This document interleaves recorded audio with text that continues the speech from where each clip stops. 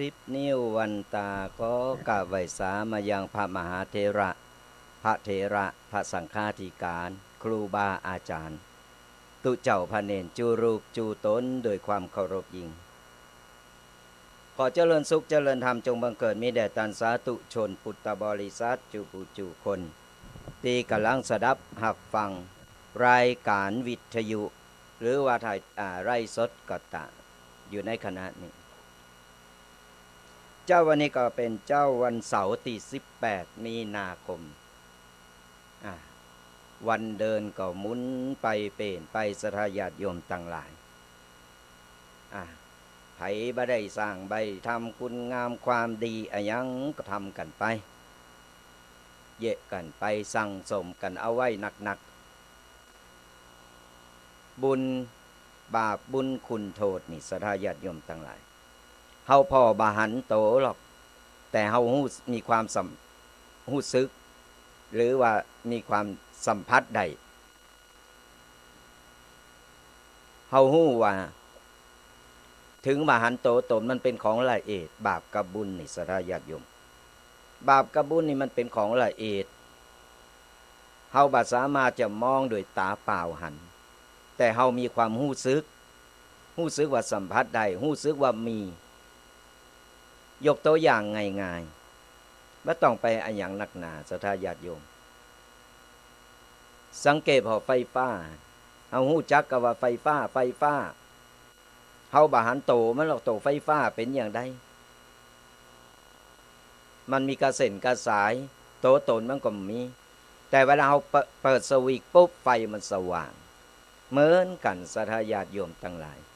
บาปบุญคุณโทษเฮาบ่หันโตเฮาบดีไปดูถูกเฮาบดีไปประมาท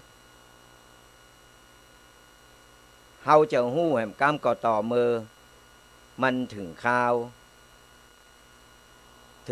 ที่มาถึงก่อนบุญเต็มเปรมเฮาก็จะรู้สึกว่าเฮาเปลี่ยนแปลงไปหลายๆอย่างเฮามีอันมาช่วยกั้มช่วยจูก่อนไปทำบาปหนัก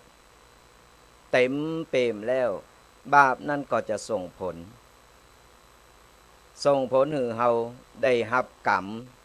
ได้รับบาปกรรมที่เฮาได้ทำเอาไว้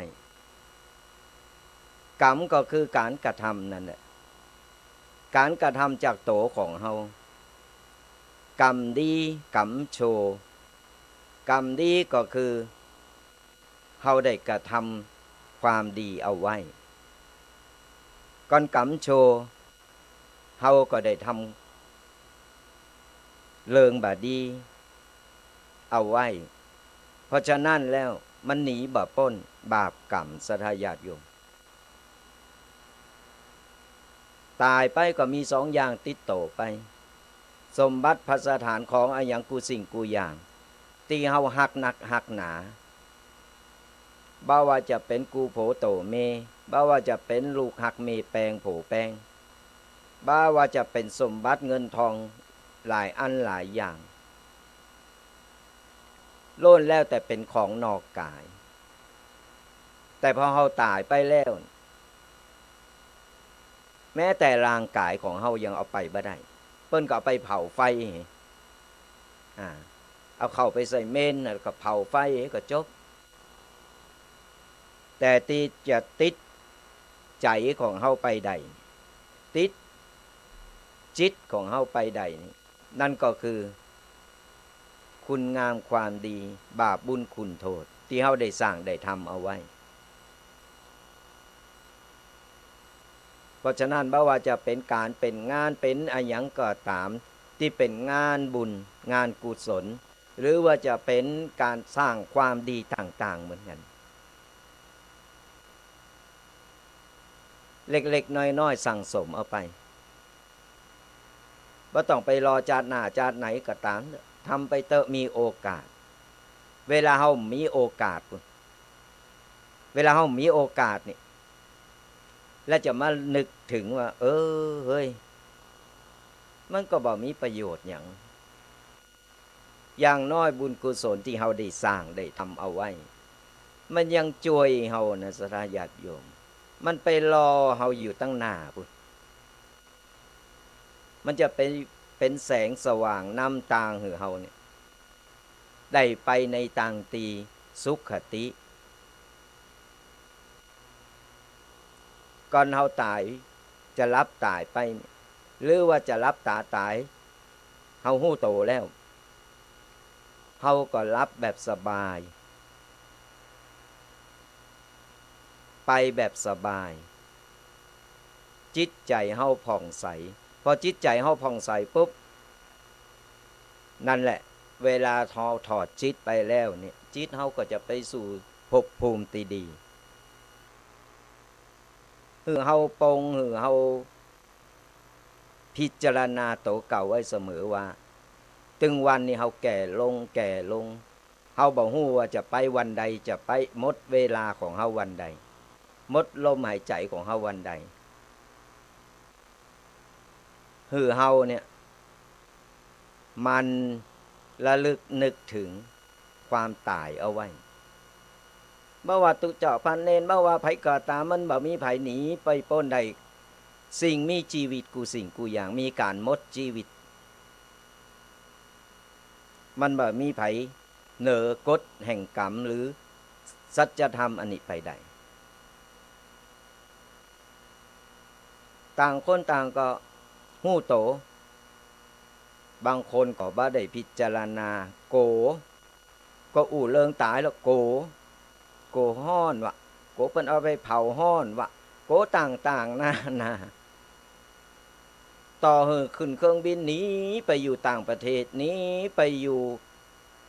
ถ้ำดอยที่ไหนก็ตามมันตึงหนีบ่พ้นเพราะฉะนั้นเฮาต้องทำใจกะ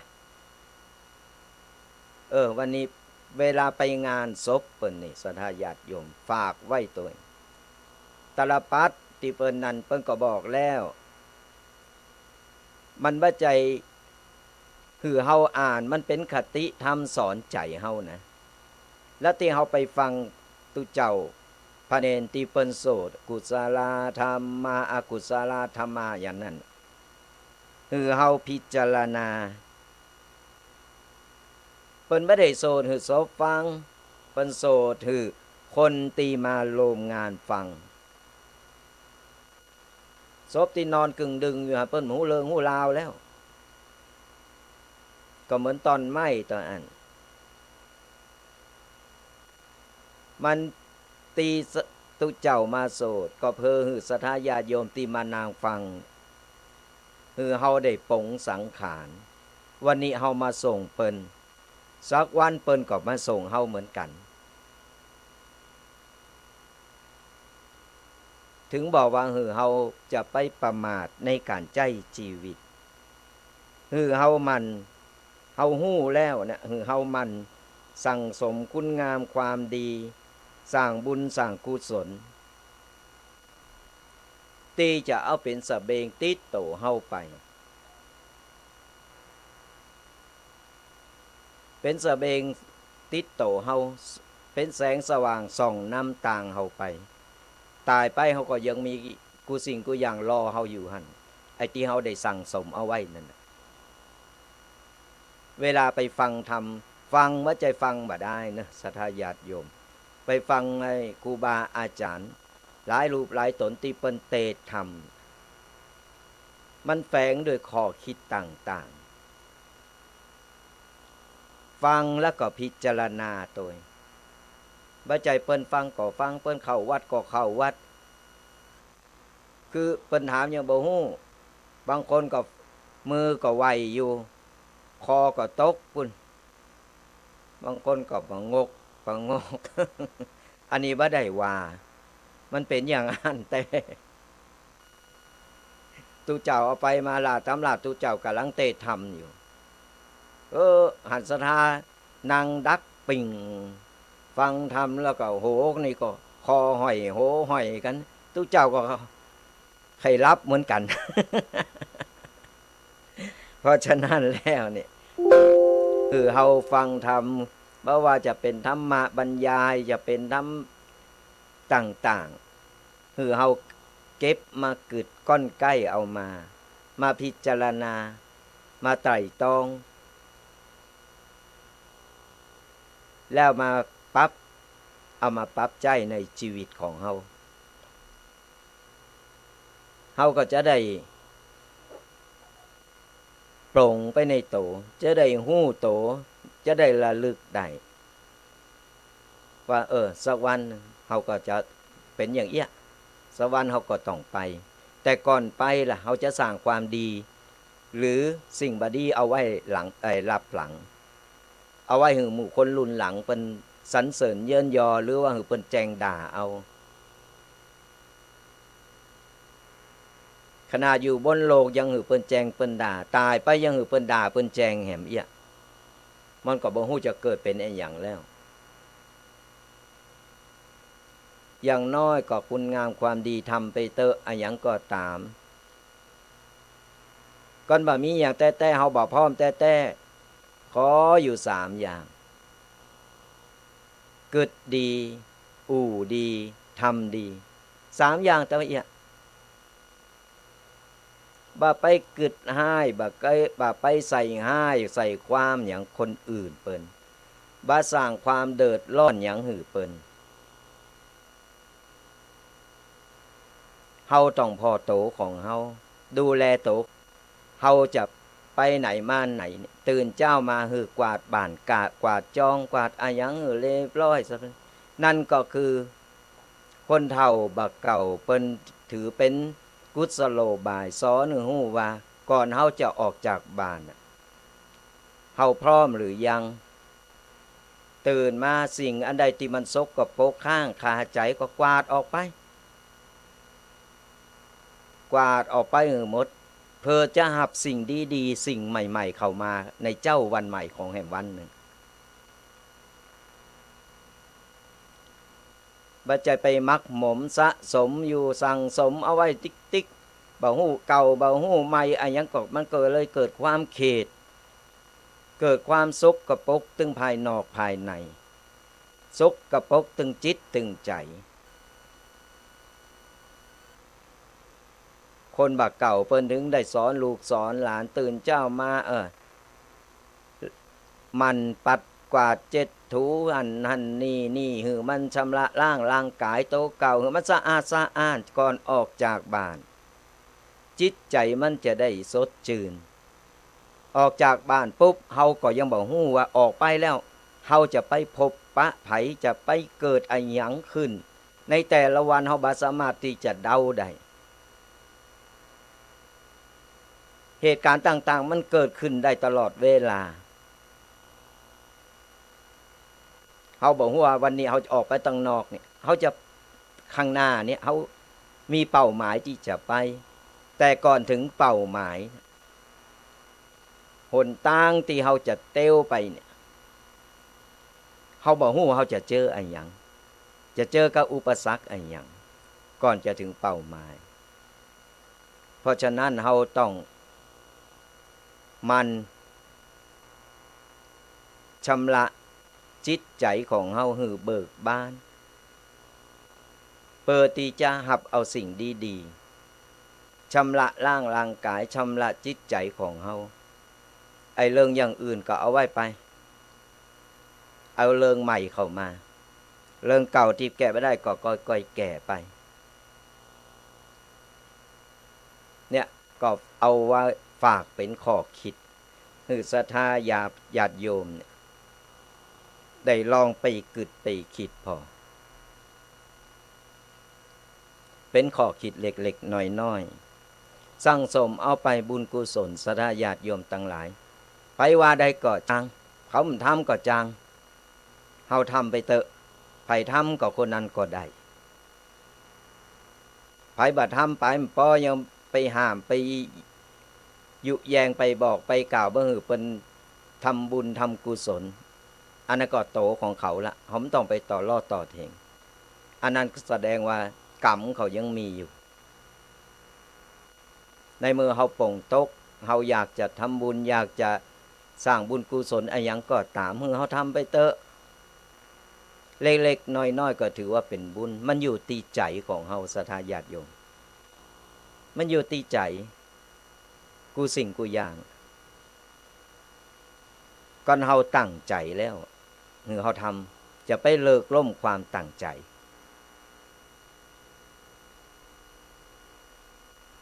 นี่ก็เป็น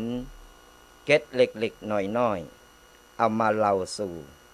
พอเป็นแนวทางให้ศรัทธาญาติโยมเป็นข้อคิดก้อนใกล้เอาอันใดดีอันใดงามก่อนเอาไปปรับใจกันวันนี้เสียงเจ้าไปไหนแฮมหมอ วันนี้เปิ้นก็ยังว่าเปิ้นติดงานเนาะเปิ้นติดงานก็ได้ภารกิจของสงฆ์ต้องไปโปรดญาติโยมก็เหลือตุปีแดงวัดมงน้อยอยู่ต้นเดียวลูกเดียวก็บ่เป็นหยังเฮาก็ได้มามามาพบปะศรัทธาอยู่เฮาบ่ละบ่ลืมกันศรัทธาญาติโยมทั้งหลายเป็นกัลยาณมิตรมีหยังมามามาตักมาตายมาเป็นกำลังใจซึ่งกันและกันและเฮาก็นำเอาปกิณกะต่างๆมามามาเล่าสู่กันบางครั้งบางทีนี่ใครลืมใครหลงใครลืมใครนั่นนี่ไปก็บ่เป็นหยังเฮาก็เอามาลือมาเล่า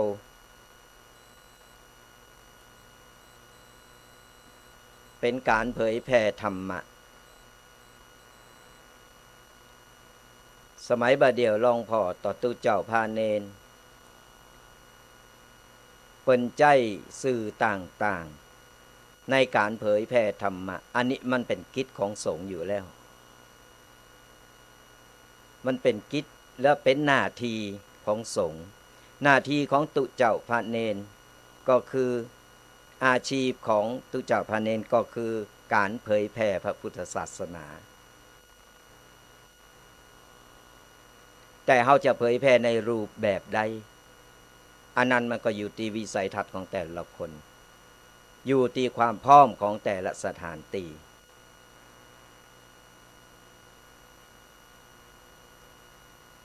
เพราะฉะนั้นอย่าเฮาหันตึงวันเนี่ย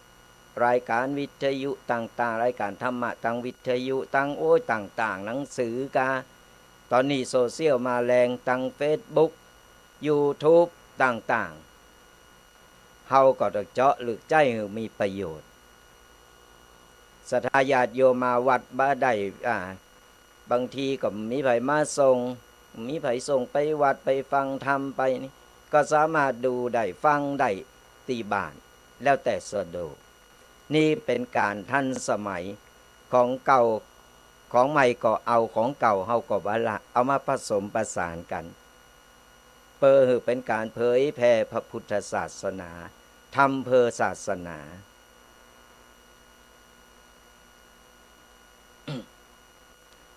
อย่างตุเจ้าพระเนรบางลูกบางตนเปิ้นก็ไปคิดของเปิ้นในแต่ละวัน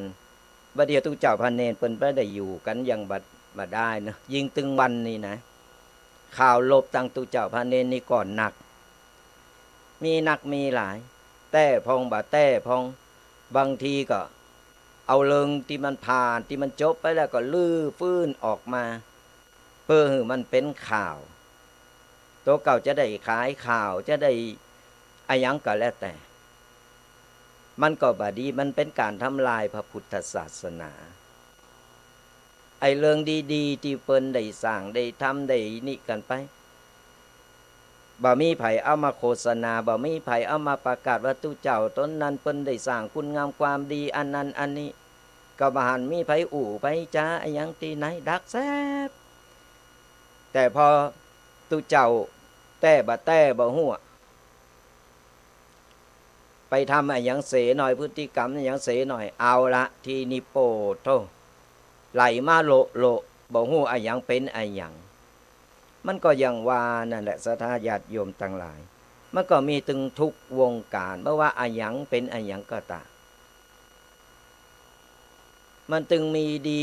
มีบ่ดีปะปนกันไปอันดีเฮาก็เอาไว้แยกไว้จะไปเหมาโลม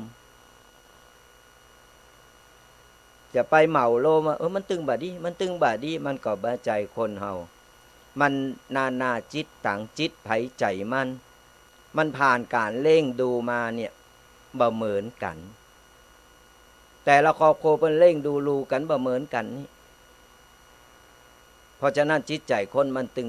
บ่เหมือนกันมันตึงเปลี่ยนแปลงกันไปจิตไผใจมันเฮาควรแยกแยะเฮาควรตึกตองไต่ตองเฮาฟังไอ้หยังเฮาต้องฟังหูไว้หูเฮาฟังไอ้หยังเนี่ยเอามากึดก่อนบ่ใจฟังเสร็จแล้วก็โอ้ยหันเปิ้นจังก็จังโตยหันเปิ้นไอ้หยังก็โตยลุยโตยโดยบ่กึดโดยบ่ใจสมองกึดเลยว่ามันผิดมันถูกมันจริงมันแต้บ่แต้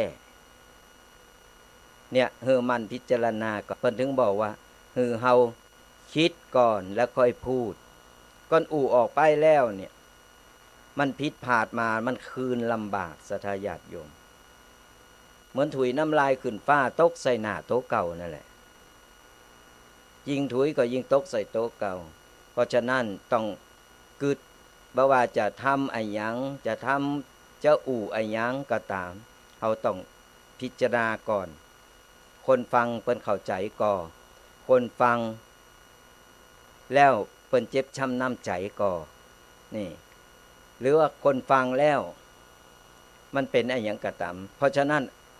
เฮาต้องกึดก่อนคิดก่อนพูดนะนี่ก็ฝากเอาไว้เปิ้นถึงบอกว่าทำให้มากคือความดีมีให้มากคือน้ำใจให้มากคือให้อภัยลืมให้ได้คือลืมความแค้นจำให้แม่นคือบุญคุณของคนถือหือทนคือสัจจะนี่ก็เป็นข้อคิดศรัทธาญาติโยมลองนำไปพิจารณากันเอาละสำหรับศรัทธาญาติโยมตีกำลังเข้ามาฟังใหม่ว่าตุเจ้าตีไหนตุเจ้าอะไรยังรายการอะไรยังอยู่ที่ไหนก็จะขอประชาสัมพันธ์สักหน่อยทุกๆวันเสาร์วันติดพบกับรายการวาทธรรมกำยองกับตุเจ้ายองป่าสร้าง2 รูป 2 ตนตุปีเควัดมงวัดสปุงน้อยตุปีแดงวัดมงน้อย2 รูป 2 ตนเป็นกูท่องกันแต่วันนี้เพิ่นติดกิจนิมนต์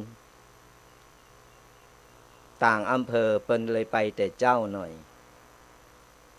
ตอนนี้ก็เหลือตุปีแดงวัดมงน้อยอยู่มาเป็นกำลังใจให้กับศรัทธาญาติโยมแล้วนำปกิณกะให้ศรัทธาญาติโยมได้ฟังกันก้อนใกล้เอาทุกๆวันเสาร์วันติด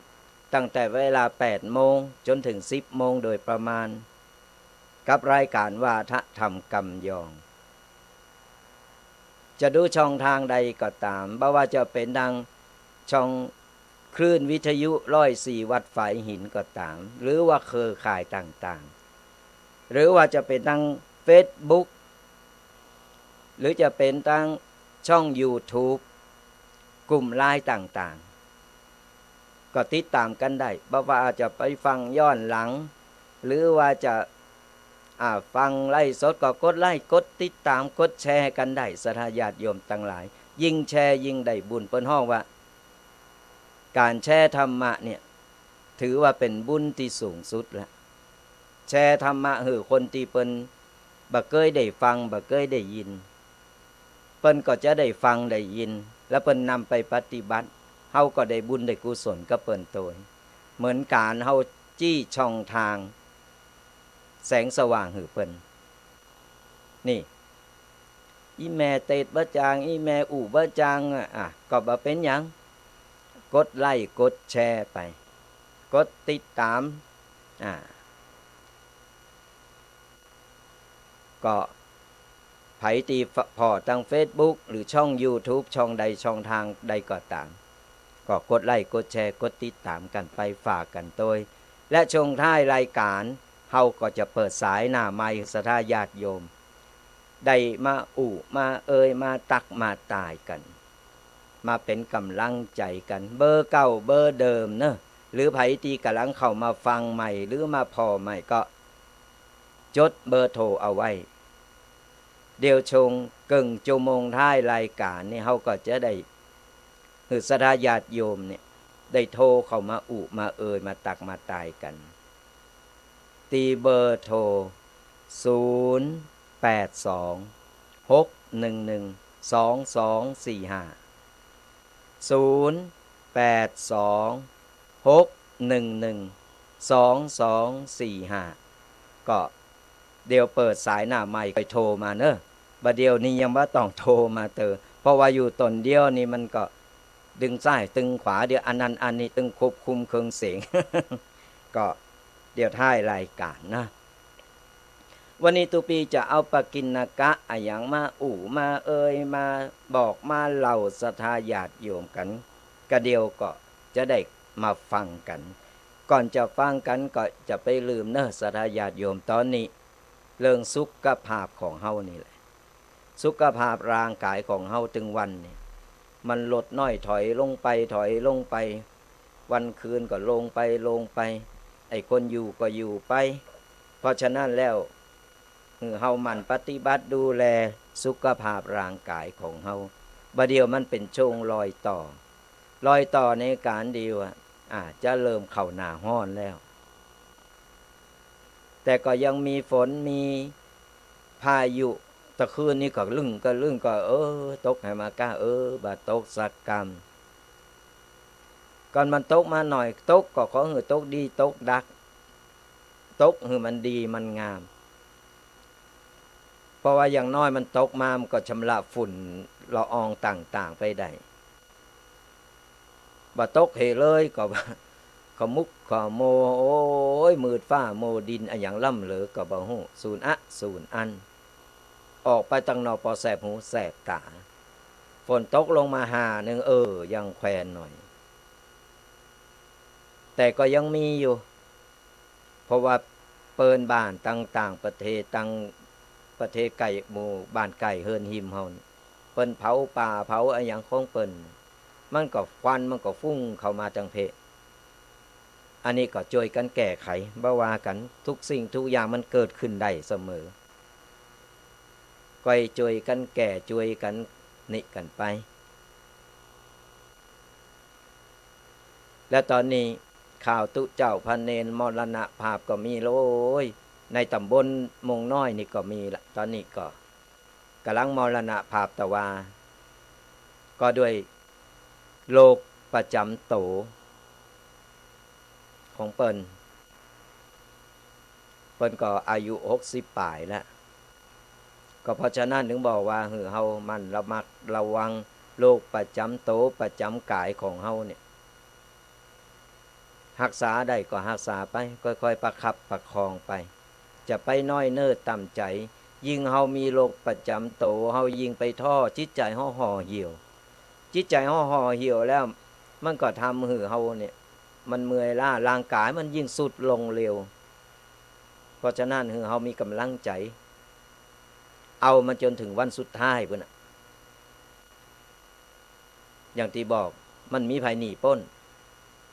แต่เวลาอยู่เฮาประคับประคองชีวิตของเฮาอยู่จนถึงที่สุดหมดลมเมื่อใดหมดกรรมหมดเวรเมื่อใดก็ไปเมื่อนั้นอันนี้เพิ่นจะมีกำหนดการเมื่อใดอย่างใดนี่ก็จะมาแจ้งให้ศรัทธาญาติโยมฟังเพราะตอนนี้มันเพิ่นยังบ่ได้กำหนดตีแน่นอนมากับตุเจ้าในตำบลโมงน้อยของเฮาที่เพิ่นมรณภาพไป ก็นั่นแหละโดยร่างกายโดยสังขารของเฮาถึงวันนี้ไผพยายามประคับประคองให้ชีวิตของเฮาเนี่ยอยู่รอดตลอดรอดฟังได้ถึงที่สุดแล้วก็ถือว่าทำดีที่สุดแล้วบ่ต้องไปโกบ่ต้องไปกังวลอะไรหยังเฮามันพิจารณาไปเรื่อยๆมันพิจารณาโตของเฮาเนี่ยวันนี้วันเปิ้นบ่เหมือนกับวันของเฮานั่นแหละแต่ระหว่างที่เฮาใช้ชีวิตอยู่มันมีคุณค่าอะหยังกติมันผ่านมาก็ผ่านไปปัจจุบันกับอดีต กับอนาคตมันผ่านกันแค่เสี้ยววินาทีนึงอย่างตอนเนี้ยวันเนี้ยตุปีจัดรายการเนี่ยเรียบร้อยไปหันไปนี่โต๊ะแห่งวันมันก็เป็นวันนี้ก็เป็นอดีตไปแล้ว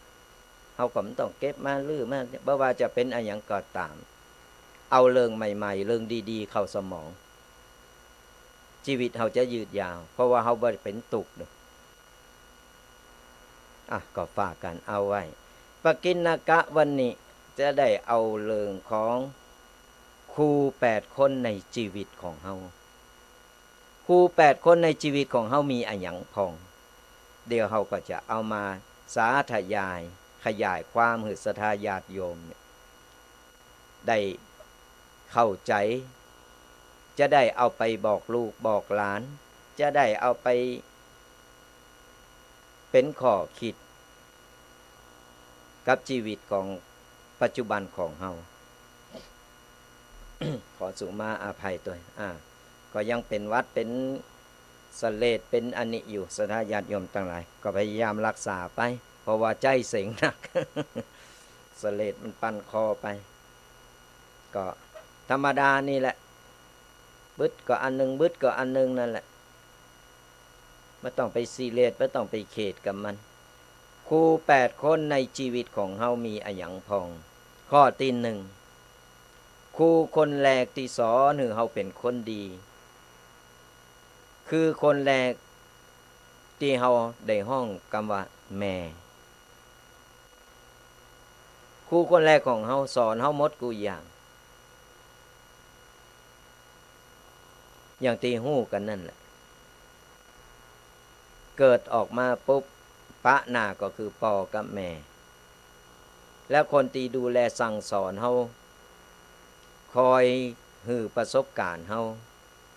คอยออมเปาะออมปล่อยเฮาก็คือแม่ปอก็มีบุญคุณกับเฮาเพราะว่าเปิ้น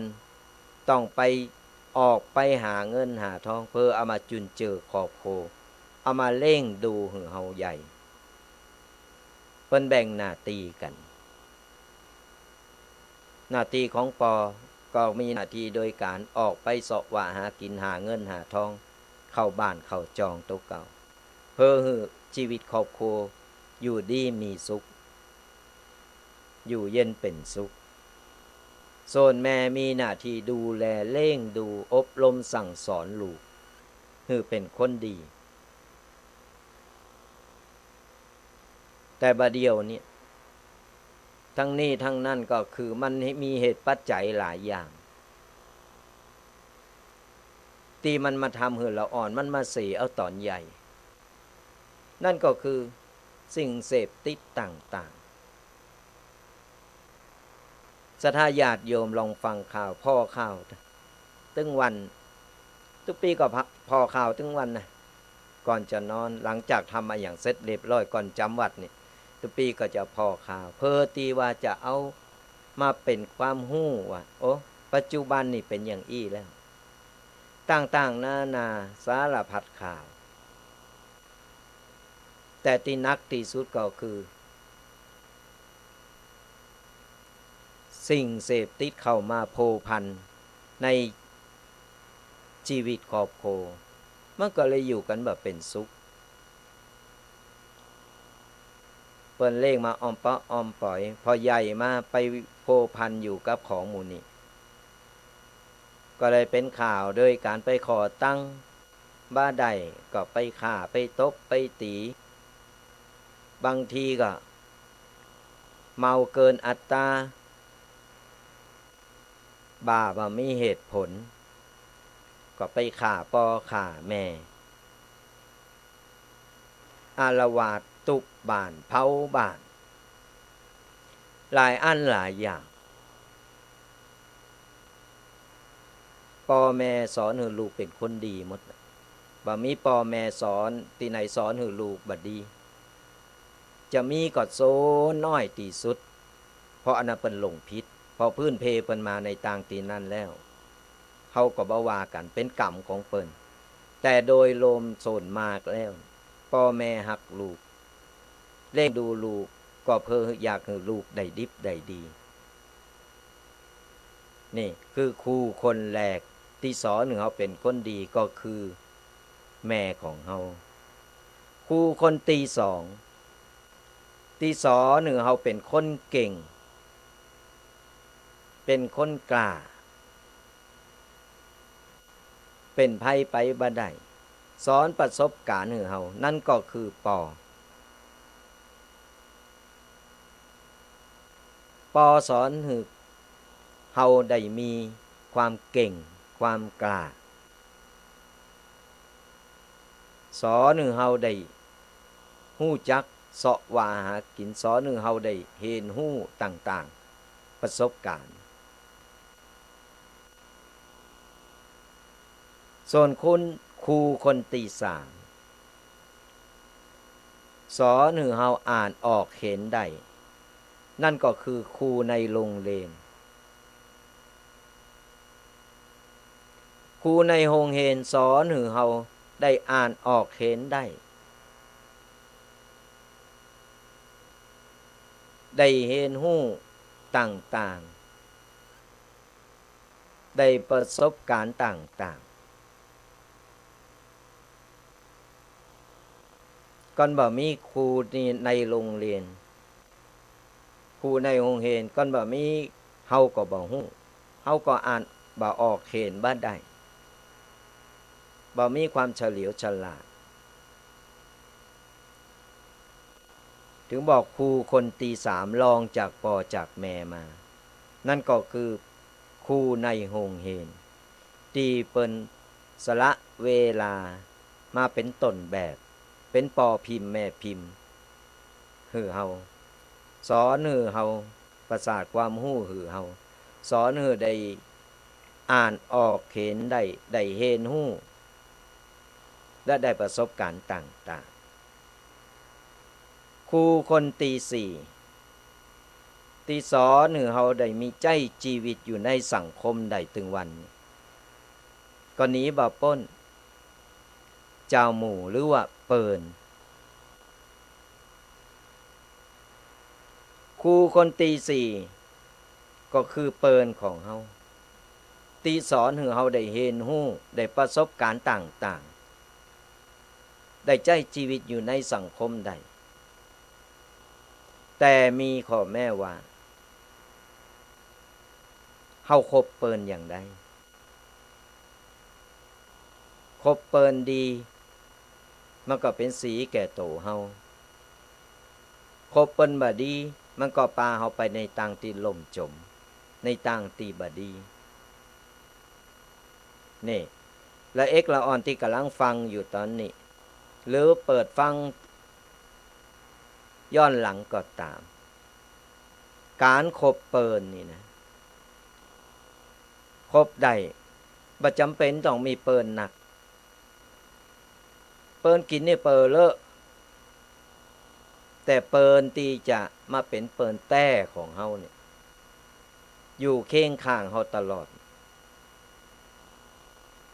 และนำทางเฮาไปในทางที่ดีเนี่ยมันหายาก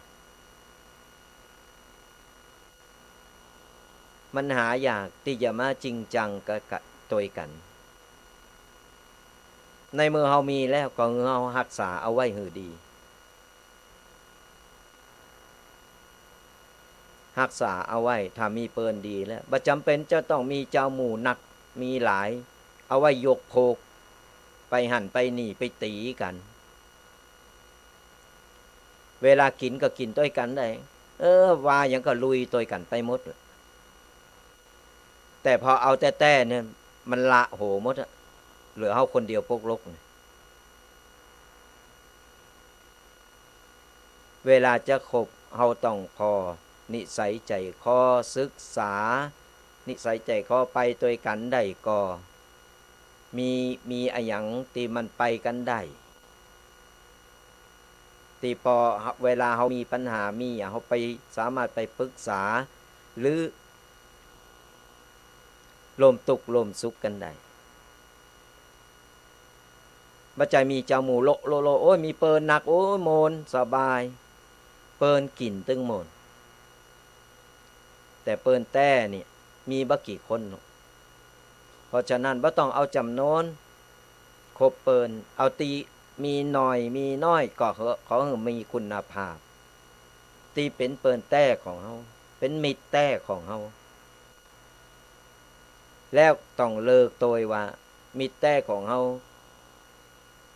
มันเข้ากับเฮาได้ก่อไปก็เฮาไปก็เปิ้นได้ก่อแล้วเปิ้นแต้ของเฮาเปิ้นเป็นคนอย่างไรเป็นคนพาลหรือเป็นคนดีนำทางเฮาไปในทางที่ดีพาเฮาเข้าวัดเข้าว่าพาเฮาไปหันไปนี่ไปเฮนไปหาความรู้บ่ได้พาไปหาเลิงนี่เวลาจะคบต้องเลิกพอต้องศึกษานิสัยใจคอก่อนคบได้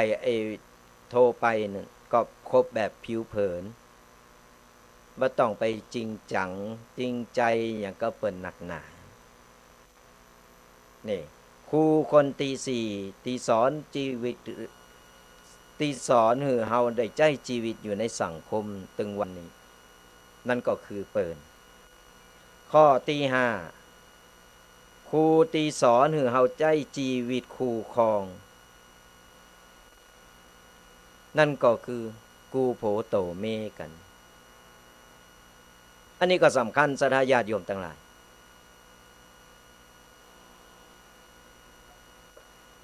สำคัญการใจชีวิตโลมกันเนี่ยบ่ว่าจะเป็นพ่อชายแม่หญิงมันต้องศึกษาต้องเห็นหู้นิสัยใจคอกันก่อนเพราะเอาต้องใจชีวิตอยู่โลมกันทั้งตึงจาตึงชีวิตเลยนะบ่ใจมาชอพอกันด้วยความหักความไข่โชว์ข้างโชว์ข้าว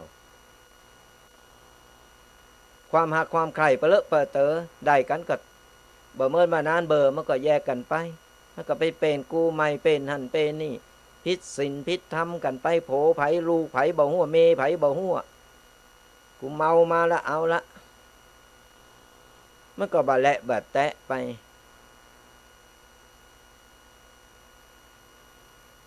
เพราะฉะนั้นแล้วเนี่ยการจะมีคู่ครองจะใจชีวิตโลมกันมันต้องนึกนิศึกษานิสัยใจคอกันให้ดีพอเขาต้องใจชีวิตถึงชีวิตเขาจะประคับประคองกันไปอย่างใดให้ตลอดหลอดฟังเป็นคนเป็นกูครองตีถือไม่เท่ายอดทองกระบองยอดเพชรบ่ใจอยู่ไปมันบ่ทุกข์ใจเป็นไหมบ่ทุกข์ใจเป็นไหมภาระสังคมมันก็เกิดขึ้นภาระสังคมเกิดขึ้นอะไรยังก็ใครแล้วก็ควางใครแล้วก็เอาละไว้ละไว้อย่าเล่งบ้าใดเพาะปอก่อมเอาแม่ก่อมเอาต่างๆนามันก็เป็นภาระสังคมให้หมดเดือดร้อนไผล่ะใครละควางไว้ใครละควางไว้บางคนล่ะตำลาโอ้ยมันผลิตแต่เนอะลูกนี่นะบ่ฮู้อะไรอย่างล่ำเลยตึงไม่ยิงพอใจผลิตได้เร่งมาไว้ปุ้นเอาไปให้ปู่ย่าตายายปุ้นเร่ง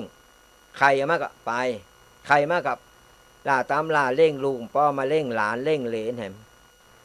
จิปาทะไปเอาภาระไปหือคนเฒ่าคนแก่แหม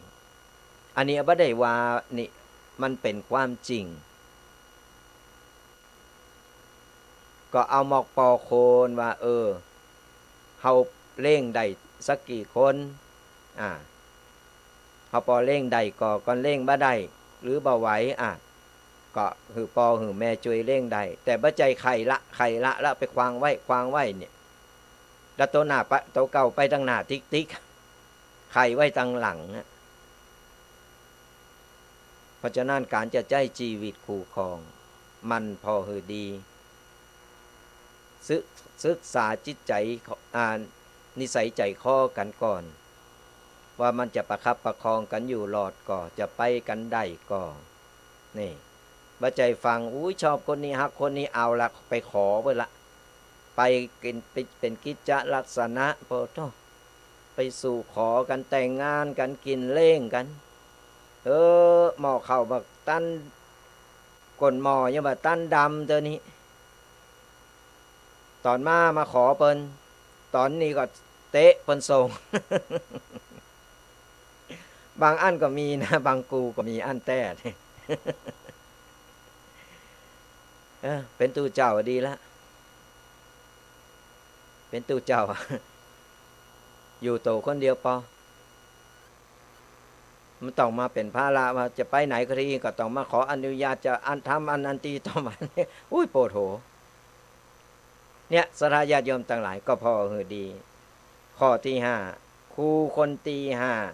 ที่สอนเฮาใจชีวิตกูก็คือกูครองของเฮากูโผโตเมของเฮาข้อที่หกคุณครูคนที่หกที่สอนหือเฮาได้ฮู้จักการหือนั่นก็คือลูกเนี่ยสอนให้เฮาได้ฮู้จักการหือลองมีลูกพอเฮาต้องดูแลลูกต้องแบ่งปันช่วยเหลือต้องหือกูสิ่งกูอย่างหือความหักหือการศึกษาหือเงินหือทองหือความอบอุ่นต่างๆนานานี่มันสอนให้เฮาได้ฮู้การเสียสละการหือ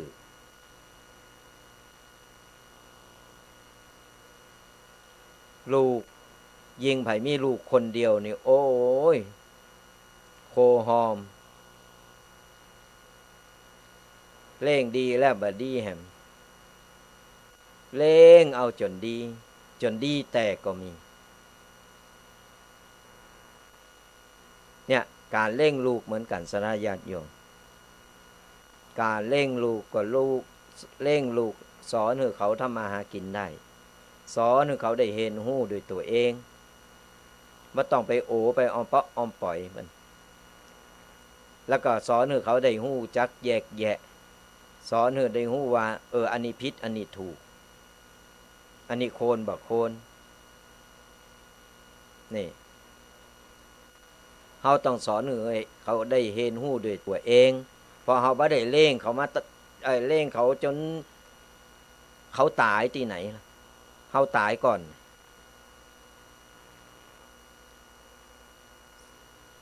ลาตำราเขาตายก่อนไปปุ๊บเอาเราอ่อนมันจะอยู่อย่างใดก่อนเขาเล่งแบบลูกเทวดาเล่งแบบโอเอาอกเอาใจมันเยอะอย่างพระจางก่อนเขาเล่งแบบคนสมัยก่อนเอาสัตว์ไปหั่นมันไข่ห้องไปสอนให้เขาได้เห็นหู้สอนให้เขาได้ยับป่ากินจางบัจใจเขาไปสอนให้เขาโดยการเอาป่ามาประเคนให้เขาถึงปากเรามันจะเย่อย่างบัจจางเลยใหญ่มากปุ๊บจะเป็นเย่ฮือเป็นเย่อย่างใดสอบว่าหากินอย่างใดนี่เวลาเขาไปเย่การเย่งานอย่างเราอ่อนที่มันพอหู้กรรมหู้นี่แล้วหู้ความแล้วเนี่ยเขาก็เอามันไปโตยเพราะอย่างน้อยมันจะได้ประสบการณ์ได้เห็นหู้อย่างไปวัดคนเฒ่าคนแก่ไปวัดเอาหลานไปโตยเอาลูกไปโตยไปเข้าวัดเข้าว่าเพิ่นมีกิจกรรมอย่างในวัดในวาหรือโซนโลมในหมู่บ้านก็ตามก็ต้องว่าโอ้ยโกมันร้อนโอ้ยแดดร้อนโอ้ยโกนั่นโกนี่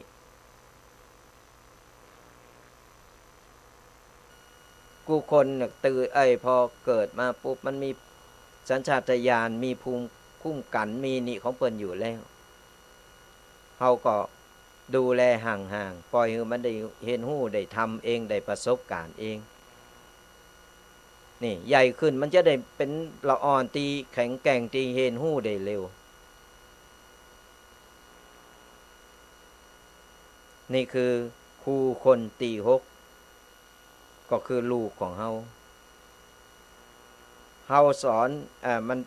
ลูกของเฮาสอนเฮาเนี่ยได้เป็นคนเสียสละคนหือไอ้ตีหือตีเสียสละเฮาต้องหือความหู้ ฮือประสบการณ์ฮือละอ่อนมันได้เห็นฮู้ด้วยตัวเองครูคนตีเจ็ดครูคนตีเจ็ดสอนให้เฮาฮู้จักคำว่าอภัยนั่นก็คือศัตรูของเฮานั่นเองศัตรูของเฮานั่นแหละได้สอนให้เฮาได้เห็นฮู้ได้ฮู้จักอภัยบ่ว่าจะเป็นเรื่องอะหยังก็ตามจะมาเป็นศัตรูเฮามาอย่างใดจะมากึดอย่างใดก็เฮาให้อภัยเข้าไปเมินมันก็ตายกันไปละแยกย้ายกันไปไปมีหน้าที่หยังก็เยะไปทำไป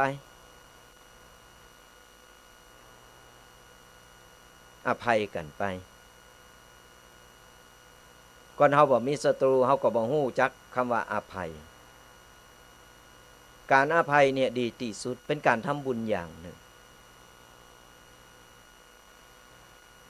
ทำบุญในการฮืออภัย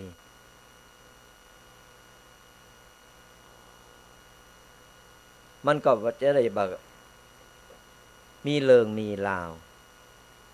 มันก็จะบ่มีเป็นเจ้ากรรมนายเวรกัน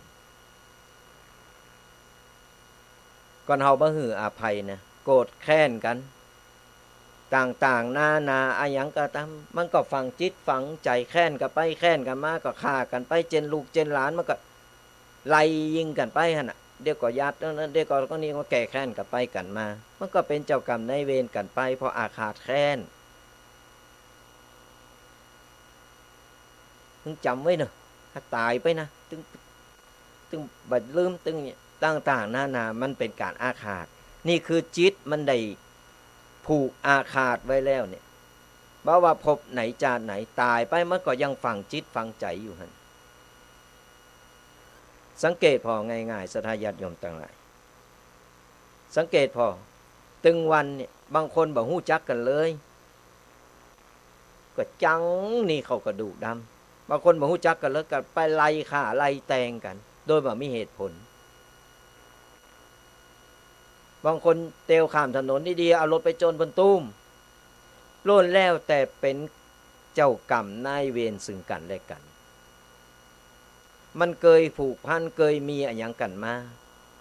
มันถึงได้เอามาคืนมาใจกรรมใจเศษกรรมนี่แหละใจเศษกรรมตัวนี้แหละสทาญาติโยมทั้งหลายเฮาไปใจกรรมในนรกในสวรรค์ในอะไรอย่างก็ตามที่ผ่านมาแล้วใจมาบ่ฮู้กี่เจนเสร็จเรียบร้อยเศษกรรมทำให้เฮาลงมาเกิดเป็นมนุษย์เปิดมาใจกรรมเก่าของเฮาแหมนี่อันนี้แค่เศษกรรมนะเศษกรรมที่เหลืออ่ะมาใจกรรมกันใจกรรมใจเวรกูโผโตเมกันตีผูกอาฆาตกันก็มาใจเศษกรรมกันนี่ไอ้ที่เกิดเป็นมนุษย์ได้ก็เพราะว่าบุญเก่าเขาก็ยังมีอยู่ที่ได้เกิดเป็นมนุษย์แต่เศษกรรมก็ยังติดเฮาอยู่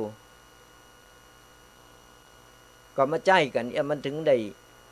เป็นเจ้ากรรมนายเวรกันไปเพิ่นถึงบอกว่าฮืออภัยอโหสิกรรมกันไปเนอ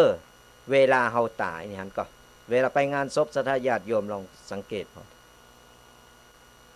เพิ่นจะหือญาติโยมตีเหลือตีอยู่หมู่ปีน้องหมู่อะหยังก็ตามเนี่ยเพิ่นจะเอาสวยดอกไม้เนี่ยเวนหั่นก็ประจานก็กล่าวฮือเฮาอโหสิกรรมซึ่งกันและกันที่พังเผอไปตอนยังคนนี่เฮาได้สร้างได้ทำได้ติได้ตายได้ว่าได้อะหยังก็คืออโหสิกรรมกันไปจาดนี้เนอเนี่ยมันเป็นคติธรรมนะสนาญาติโยมทั้งหลายเฮาพอเอาเตอะญาติพี่น้องมาเอาสตอกดอกไม้มาเวียนสู่มาลาโตเถเนอก่อนที่เอาเข้าเมนเพื่อก็ไปเวนกันเนี่ยวจีกรรมโนกรรมต่างๆนั่นน่ะคือมันแล้วหายกันไปบ่ต้องไปอาฆาตแค้นกันไปถึงพบจาดหน้าเนี่ยถึงหืออภัยซึ่งกันและกัน ก่อนอาฆาตแค้นกันไปมันตึงบ่จบบ่สิ้นมันถึงไปติ๊กติ๊กอ่ะแค้นกันไปแค้นกันมาขนาดตึงวันนี่พอเตอะบ่ฮู้จักหน้าจักตากันบ่ฮู้หยังก็ไล่ฆ่าไล่ฟันกันเพื่อฟันเพื่อทำอย่างแล้วทำไมรู้จักบ่ฮู้จักบ่เคยมีเริงกันบ่มีหยังแล้วยังไปเหยียบเพิ่นน่ะฆ่าผิดตัวว่ะ นั่นมันเป็นกรรมมันดนมาหือมันดนมาหือปะกันมาใจนี่ใจศีลกันเหมันจะได้จบกันก่อนไปเอาเริงเอาราวอาฆาตแค้นอยู่นะตายก็ตายตาบาดรับมันตึงมืนตาเผลอเลยเอามือไปปิดเดี๋ยวมันก็เผลอเอามือออกมันก็มึนมาให้มาด้วยความอาฆาตแค้นหรือความโหงใยในทรัพย์สมบัติหรือข้างคาใจหลายๆอย่างยังไม่ได้สะสางก่อนคนเป็นอยู่ในบุญในศีลในกุศลต่างๆเป็นไปดีเป็นรับเป็นก็อมยิ้มรับไปก็มีเป็นถือว่าโอเค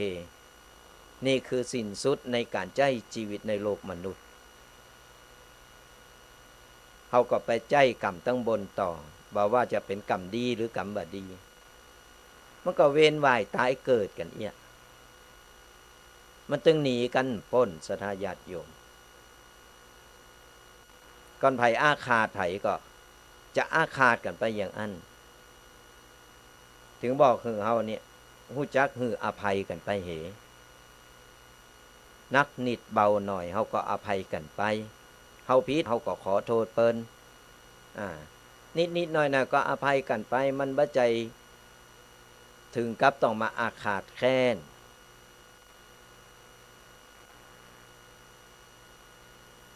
มันบ่จบบ่สิ้นสทาญาติโยมการใช้ชีวิตอยู่โรมกันใช้ชีวิตอยู่โรมกันถึงวันในสังคมมันต้องอยู่โซนโรมจะมาอยู่คนเดียวบ่ได้มันต้องอยู่โซนโรมเฮาต้องแบ่งปันซึ่งกันและกันต้องเฟ้อเผ่อแผ่ซึ่งกันและกันบ้านไก่เฮินเคงกาหยังต่างๆนานาคนบักเก่าเปิ้นเยกินนี่โปโตเปิ้นแกงหม้อนึงแกงหนุนหม้อนึงนะโปโตหรือว่าแกงผักละนี่เพิ่นถึงตักใส่ถ้วยตักใส่ถ้วยแบ่งไปบ้านหั่นบ้านนี่แบ่งปันกันไปถ้อยทีถ้อยอาศัยมันอยู่กันโมนพยายามปรับโตปรับใจปรับนิสัยของเฮาเนี่ยฮือเข้ากระสนลม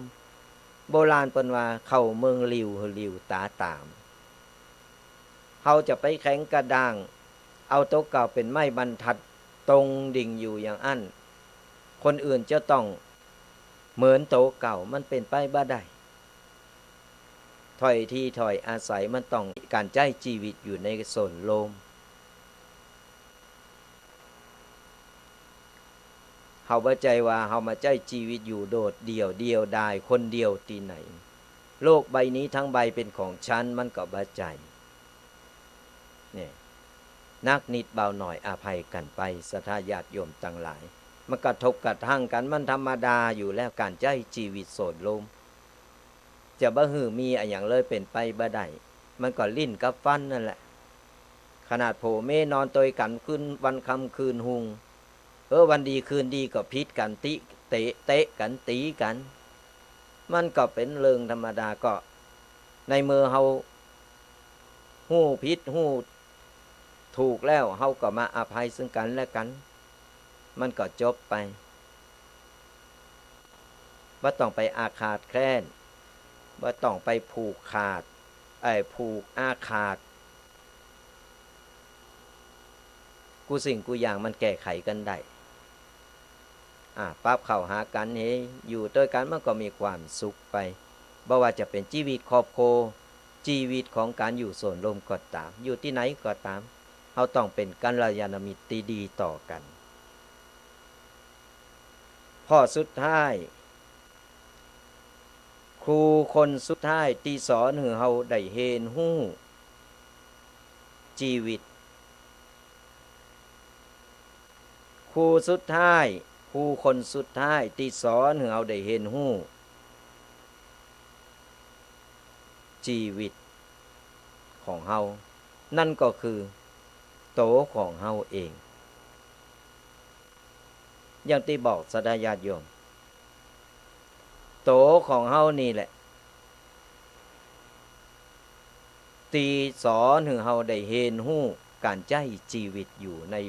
ปัจจุบันเฮาจะดำเนินชีวิตไปต่ออย่างใดเฮาจะใช้ชีวิตอย่างใดก็คือโตของเฮาและที่ผ่านมาเฮาเคยใช้ชีวิตมาเนี่ยเฮาเคยผิดพลาดอันหยังไปเฮาเคยทำอันหยังผิดพลาดในเมื่ออดีตและต่อปัจจุบันเฮาได้เห็นฮู้อันหยังพองเฮาได้ทำอันหยัง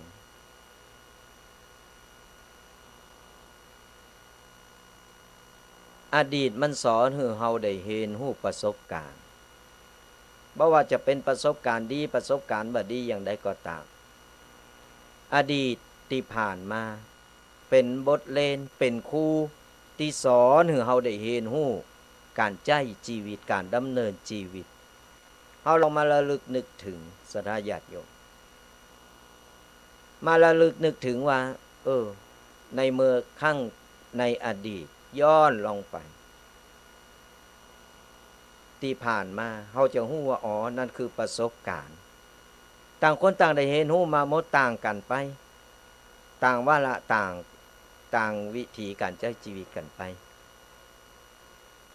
ผู้คนมันใช้ชีวิตแล้วก็โดนหาประสบการณ์หรือมีประสบการณ์ต่างๆมันแตกต่างกันไปมันบ่เหมือนกันแต่ทั้งนี้ทั้งนั้นตึงหมดก็เป็นโรงเรียนสอนเป็นโรงเรียนสอนประสบการณ์ชีวิตของเฮาที่ผ่านมาแล้วในเมื่อเฮาย้อนพอแล้วปุ๊บแล้วปัจจุบันล่ะปัจจุบันขณะนี้เฮามาถึงจุดไหนตั้งแต่เฮาอายุตั้งแต่น้อยมาจนถึงตอนนี้เฮาได้ทำอะไรหยังได้สร้างอะไรหยังแล้วปัจจุบันนี้เฮากำลังทำอะไรหยังแล้วเฮาอนาคตเฮาจะก้าวต่อไปอย่างใดนี่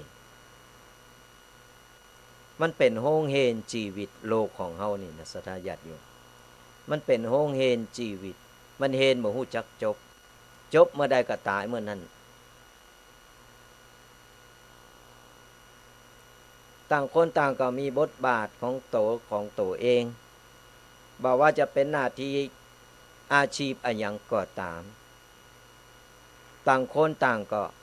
ได้รับบทบาทแตกต่างกันไปคนนั้นเป็นเจ้านายคนนี้เป็นลูกน้องคนนั้นเป็นขอทานคนนั้นเป็นพ่อก้าแม่ก้าคนนั้นต่างๆนานาแล้วแต่ทั้งนี้ทั้งนั้นก็คือบทเรียนของชีวิตนั่นแหละคือตัวเฮาเองที่ประสบมาเฮาได้เห็นฮู้มามันสอนให้เฮาฮู้ในการใช้ชีวิตแล้วต่อไปเนี่ยเฮาจะได้ระมัดระวังที่ผ่านมาเฮาเคยผิดพลาดอะไรอย่างเฮาก็จะได้ระมัดระวังว่าเฮาเคยอย่างอี้มาแล้วเฮาเคยผิดพลาดมาแล้วต่อไปเฮาจะบ่ให้ผิดพลาดแทนแล้วเฮาจะทำให้ดีกว่าเก่าจนกว่าที่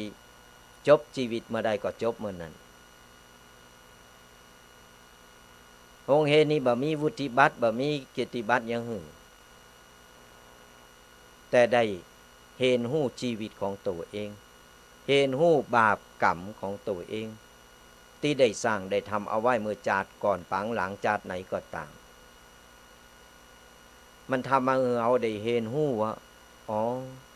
ตึงมดตึงโมนบ่ใช่เหตุบังเอิญมันเป็นการกระทำของเฮาที่เฮาได้สร้างได้ทำเอาไว้อย่างคนเจ็บไข้ได้ป่วยที่เป็นใน โลกล่ายังก็ตามชาติแล้วเขาไปเบียดเบียนกาไปอย่างนี่คือมันเป็นกรรมของเปิ้นอย่างหนึ่งอันนี้บ่ได้กล่าวกายว่าไผตามน้ำธรรมตามลักธรรมติว่าเฮาไปเบียดเบียนชีวิตคนอื่นเพิ่นก็มาเบียดเบียนชีวิตเฮาเหมือนกันกูคนก็หักชีวิตโตเก่าบ่ต้องถึงก็เอามีดเอาหอกเอาปืนอะไรอย่างมายิงมาฆ่ากันเฮาหักชีวิตบ่หักชีวิตขนาดยุงมาคบหน่อยบินกายหน้าหน่อยตบเปิ้นแปะนี่แน่เนี่ยเฮาก็โกเฮาก็หักชีวิตของเฮายุงมันก็หักชีวิตมันเหมือนกันดูมันได้ไปให้เยนาอย่างที่ไหนมันได้ไปรับจ้างที่ไหนใจเงินใจหยังก็บ่จ้างหูเข็มก็น้อยนึงแค่บินผ่านนะขอกินเลิศหน่อยเน้อเพิ่นยังกินบ่ทันอิ่มเด้อเพิ่นจี้เข้าไปหน่อยใส่เพิ่นพวดฆ่าเพิ่นถึงชีวิต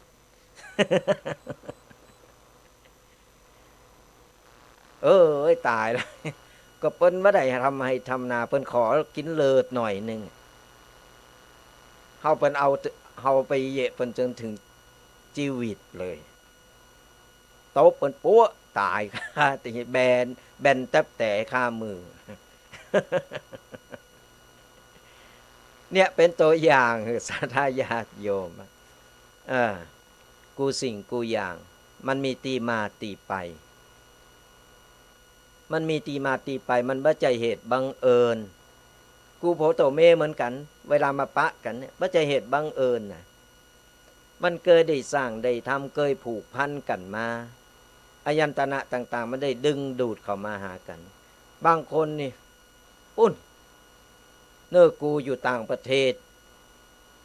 ก็ยังมาปะกันก็อยู่กันจนเฒ่าจนแก่สร้างบ้านสร้างเฮือนสร้างลูกสร้างหลานบางคนก็อยู่ไกลหิมตานะแต่ไปค้นคว้าไปซ้อหากูตีกูตางสุดท้ายมาก็เอาได้ไก่บ้านท่านมันบ้านแน่บ้านนอนศรัทธาญาติโยมเพราะว่าเพิ่นว่าคนเฮาเกิดมามีกรรมลิขิตอยู่